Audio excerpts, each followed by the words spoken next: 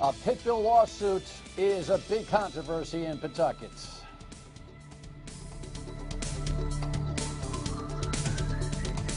I might have said Pit Bill. Hey, it's Friday afternoon, man. It's Friday evening. It's great to have you in. Yes, pit bulls are the conversation this evening, and we got a gentleman. You got to figure that there'd be a litigation that would cause the two laws to jam into each other, and that is the laws that have been in place in the city of Pawtucket and the new General Assembly laws that prevent the city of Pawtucket and cities like it from doing what they're doing. Are you following that? Hang in there with me. Hey, listen, I don't know what's going on with the Sox situation. Our production time is a little bit off here, but I didn't even put this on the rundown because I just heard about this before I came in on the set. Did they do another Boston Strong celebration before the game tonight? You know, it's getting to the point where that's becoming a commercial thing and not a heartfelt thing. And if it becomes commercial, you forget the meaning of it. So we may talk about that when we reconvene on Monday. But we have so much to do on a Friday night. Let's go to the rundown camera. You like the way we make that little turn there? This ain't no game, yo, says Speaker John Boehner. But it is, and he can't forget that. This terrible thing that happened that we mentioned at the top of the show last night, there's a learning lesson, I think, in it, even though it's hard to find it. What else do we have for you this evening? The governor, you know, passive-aggressive people have a significantly consistent way of communicating, and I will point that out to you this evening. And his chief of staff or director of administration, whatever you want to call him, is seeking a judgeship, which is like the last straw for me. And I'll tell you what I think we may want to do instead. And then you've got this story that continues to get a lot of attention over the course of the week. It stemmed from last weekend, and it makes me miss the old-fashioned writers. I got a big game coming up tomorrow under the lights at Brown. And I have a pet peeve I want to tell you about. So let's get into it, and then we'll pitbull our way through the rest of the evening. And, of course, at the end of the broadcast, Your State of Mind, where you can feedback, and we have some. All right. Number one item on the agenda. Here's the Politico.com headline today. Government shutdown. John Boehner to allies. I want a fiscal deal, which means that he has brought his small group together to say, you know what? As we head toward the October 17th debt ceiling deadline, he wants to throw in a little bit of Obamacare shaving down, some new tax structure, and a whole bunch of other things. Meanwhile, he's getting no traction at all with the president and Harry Reid, the majority leader of the Senate, and he's been pretty angry about it. Here was today's crying towel.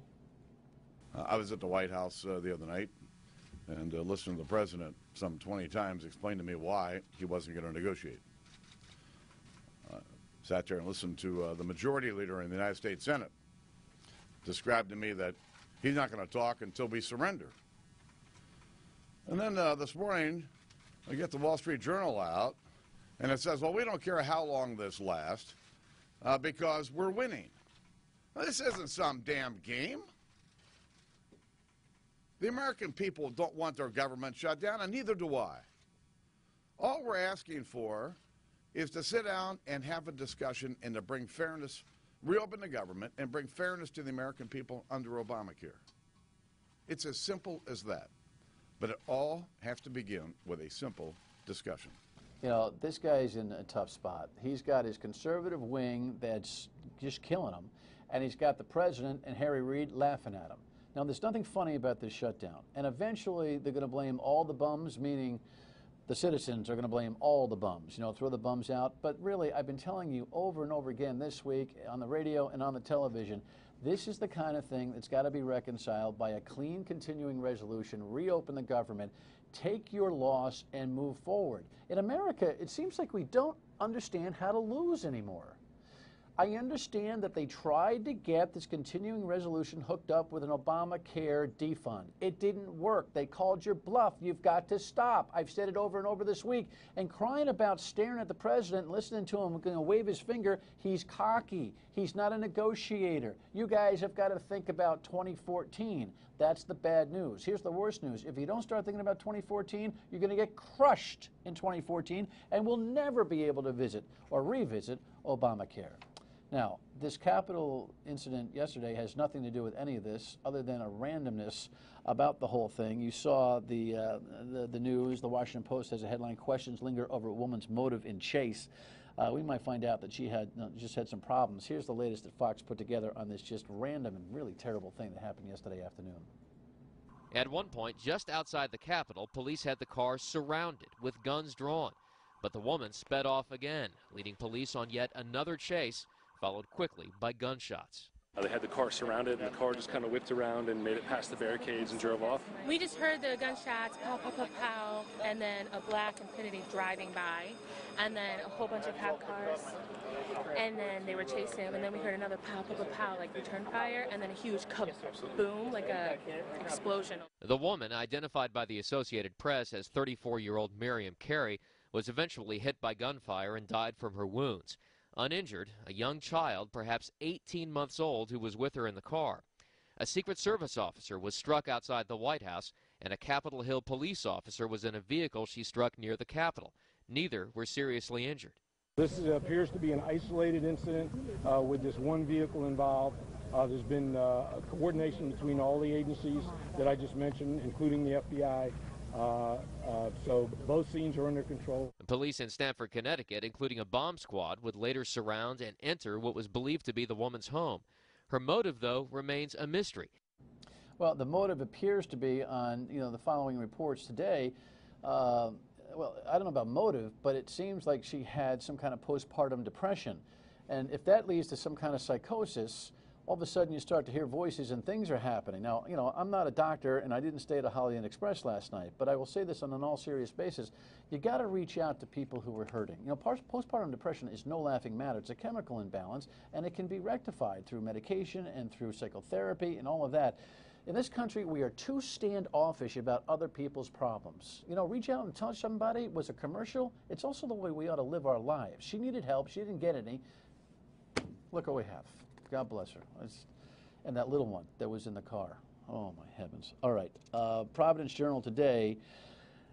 This is a headline that you see. Stokes. That's Keith Stokes, the former executive director of the Economic Development Corporation, accusing the governor of forcing 38 studios into bankruptcy. This, of course, is all in court documents. I told you about this last night. Here's the quick synopsis. The EDC, executive director Keith Stokes, is one of 3 defendant parties. 38 Studios owner, Kurt Schilling, and his team, Stokes, and then the law team, Adler, Pollack, and Sheehan, a very prominent downtown law firm, who defended and who represented the EDC in these transactions for the $75 million that went to the multi-line gaming company that failed. Well, look, the lawsuit that the governor decided to embark upon here, is all intended to right the wrong and seize for the money and do what they can. But here's what's happening with this whole thing. The defendants are finally up to here, and in the course of the lawsuit, they're now responding. And Go Local Prop broke the story yesterday by doing some research, and it turned out that we see some of the arguments that are being made, like, guess what? Link Chafee didn't help us. In fact, Link Chafee hurt us because when we were trying to renegotiate or just advise him of some of the financial deals, he didn't show up. Well, the reporters, tracked him down, and Channel 12 did as well, Eyewitness News, and here's what the governor said in short form. I went down and met. I wished them with Kurt Schilling, wished them well. We did not impede any of the money flowing, although it hurt to be cutting those checks once I came in. But we were in, and we continued to cut the checks to 38 studios. I did nothing to impede them. Yeah, you know what, Governor? You're classic passive-aggressive. You did nothing to impede them. You did nothing to help them. Now, look, it's not his fault that they went under. It's not his deal. It was the previous administrations with all of that. But he did nothing to help them. And he wanted this to, listen, this is the classic let the ball drop. It's passive-aggressive leadership, it's embarrassing, and it's detrimental to the state, and he should pay the price for it. Oh, he's not running for re-election. He should never be elected again for the way he handled this particular situation. And as this lawsuit becomes more detailed, I think that's going to become even more apparent.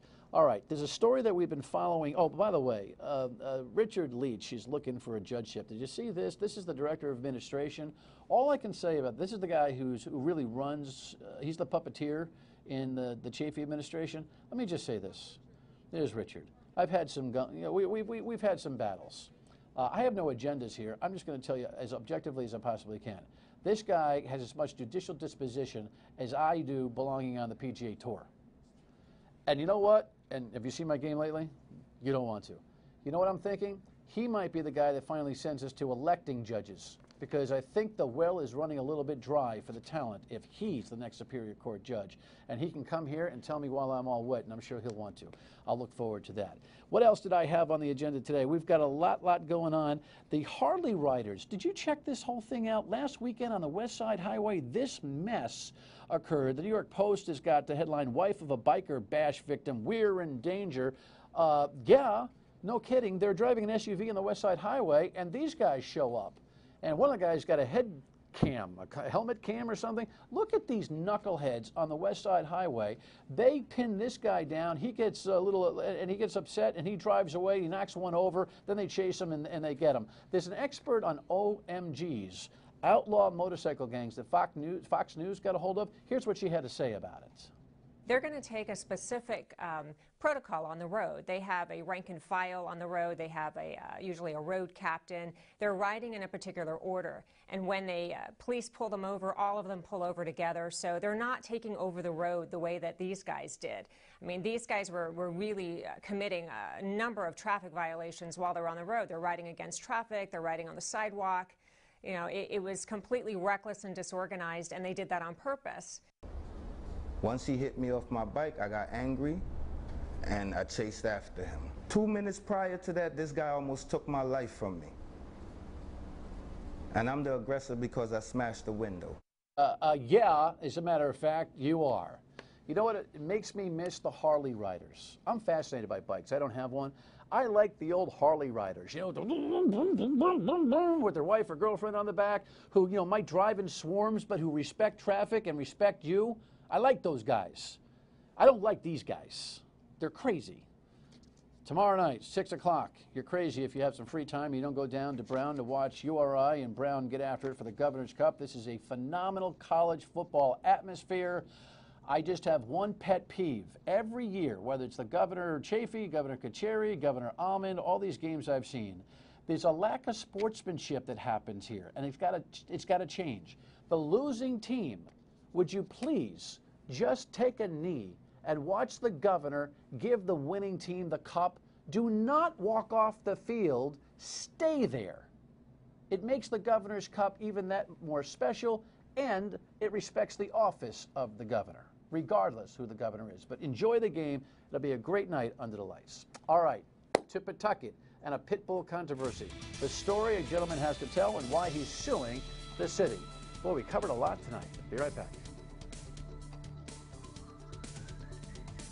So maybe you've been following this controversy over pit bulls. Now listen, every time a pit bull gets involved in some kind of controversy, an attack of some kind, it's always like, oh, all heck breaks loose.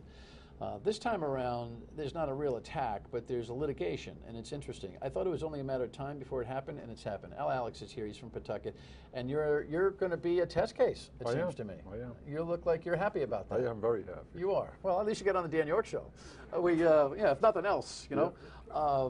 I'm on TV. How's that for a consolation prize? Nice. Anyway, I first talked to Al back a couple of months ago when the controversy raged on. I think, Rox, I think we have a picture of, this is your puppy, right? Why don't we do this? Why don't we tell the story? That's yours, right? We have the right video. That's my puppy. All right, let's spend this segment scratching out the story. Once upon a time, what? What happened? Once upon a time, I had animal control drive into my mom's driveway, and basically told me that I was in violation of the city ordinance. Period. But the dog came to you you adopted it. It was your mom's. Well, it was my daughter's dog. Okay. She moved away. I took in the dog. Thank God it wasn't a child. I can handle a dog. Right. All right. Yeah. And that's pretty much it. The dog just became part of the family. Very docile. It's just a real good dog. But one day you made a mistake, as I recall, and the dog got out and it ate the bunnies. It ate the what? The 3 bunnies. The 3 bunnies Yeah, for rabbits. the neighbor next door. Correct. The bunnies will be your demise. But no, he chewed on the bunnies, and the woman next door complained, correct? Yeah, what she said to me, she said, "Al, have you seen anybody in my yard?" And I said, "No, Claire, why do you ask?" And Did you know at the time where she was going with this question? I didn't have a clue. She says, "Well, I have some," I think she called them rabbits. "I have some rabbits, miss." And I said, "Oh, I got your rabbits, Claire." So I go in my garage. It is funny stuff. Maybe it's been a long week. I got your bunnies. This is like ornament bunnies, isn't it? Exactly. I got your bunnies, Claire. Go ahead. So I had it. She says, "Oh, these are no good. They have sentimental value." And she claims she had them for 40 years, but on the bottom there's a Kmart sticker that has, UPC. So obviously they weren't 40 years old. So anyway, she said, "No good. I have to throw the rabbits out." So the little son of a gun, Chubbs, he got away. The dog. The dog, and he got another rabbit the next day. And then she called, I guess, animal control. Another ornament. Another ornament. Yeah, they weren't live rabbits. She got the, he grabbed one more, and then she filed a formal complaint against me. And that's when animal control showed up. Normally these stories are about, attacks and kids and everything else. This is the bunnies. The bunnies got out. Well, we'll talk about what he's doing litigation-wise and what the kind of moral of the story is here and what the real conflict is. He feels very strongly about this, and he is providing a test case analysis for 2 clashing laws. We'll explain it when we come back. We got to get some bunnies out later.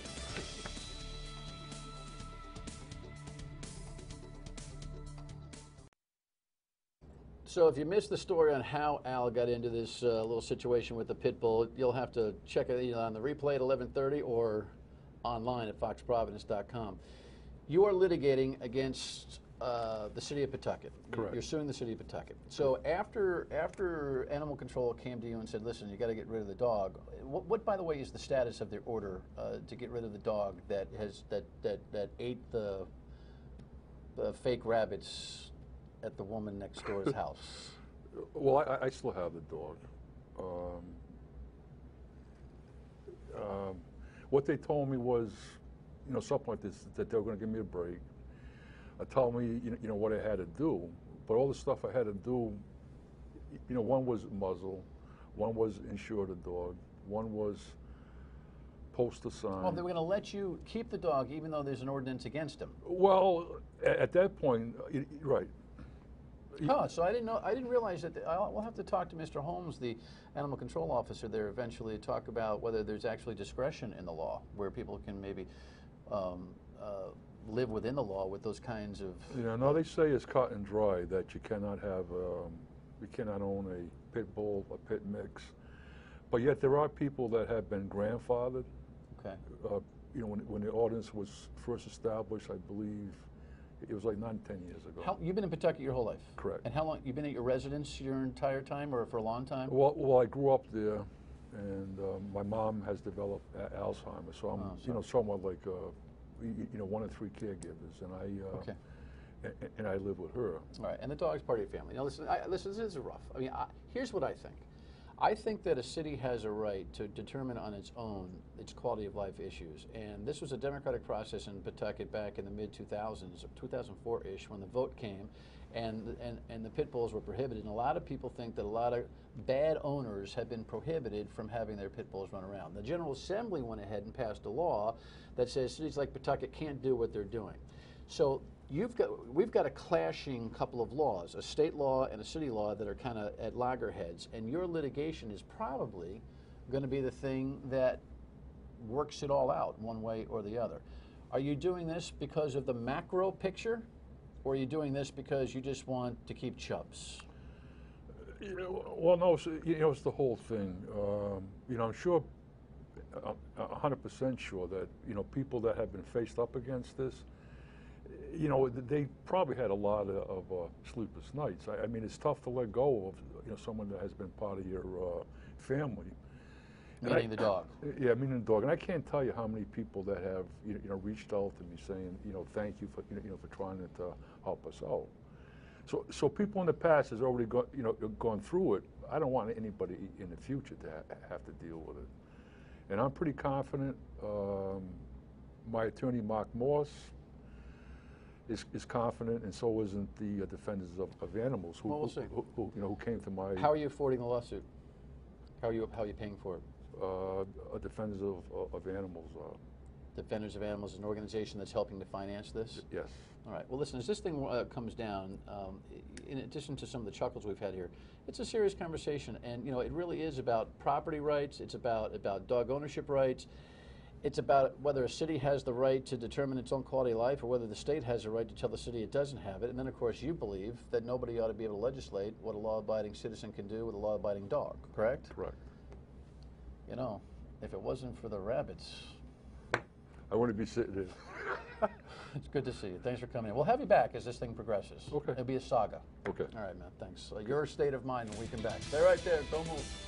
And you don't move either. I thought I was leaving.